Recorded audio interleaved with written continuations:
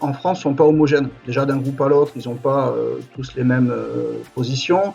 Et au sein d'un groupe ultra, vous avez des personnalités très différentes. Vous trouvez dans les groupes ultra aussi bien des individus qui sont très sensibles aux droits des LGBT. Vous avez à l'extrême opposé des individus qui sont hostiles à la cause LGBT. Vous en avez d'autres qui ne sont pas du tout préoccupés par ces questions, qui ne sont jamais posé de questions là-dessus.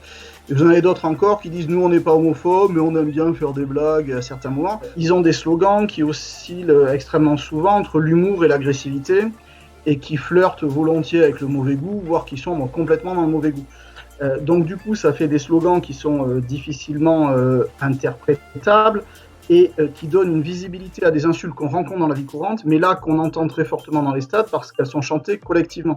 Massivement, il n'y a pas d'intention homophobe dans ces chants, cependant, ces chants-là peuvent être perçus de manière extrêmement discriminante par certains récepteurs. Le terme de supporter ultra est assez révélateur. Ultra, ça veut dire excessif, donc ça veut dire qu'on a un engagement, qu'on est supporter ultra extrêmement fort pour son équipe, que c'est une passion dévorante et qu'on est prêt à certains excès pour elle. Et dans la dimension ultra, il y a aussi la dimension provocatrice à l'égard des adversaires, des autorités, etc. Le monde ultra est un monde où les hommes, et les jeunes hommes en particulier, sont dominants. Il y a de la place pour les filles, mais globalement, c'est quand même les garçons qui tiennent les groupes. Et on est, comme dans le monde du sport d'ailleurs, ça dépasse très largement les tribunes, dans une culture qui est plutôt une culture virile traditionnelle.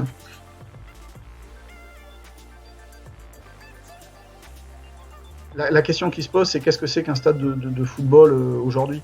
C'est-à-dire, pendant longtemps, le stade a été une sorte d'exutoire où on acceptait plein de comportements, parce que le stade, c'était une parenthèse, 90 minutes, on pouvait se permettre des choses qu'on ne se permettait pas ailleurs.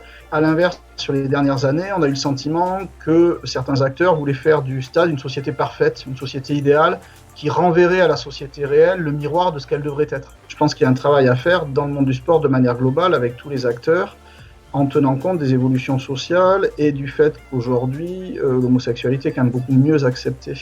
Le plus important, c'est d'avoir un travail de terrain avec les jeunes joueurs en centre de formation, avec les éducateurs, pour qu'ils n'aient pas des slogans de motivation qui peuvent être hostiles aux homosexuels, pour qu'il y ait un travail de terrain auprès des supporters en leur disant « bah oui, vous avez un certain nombre de registres insultants qui posent problème ».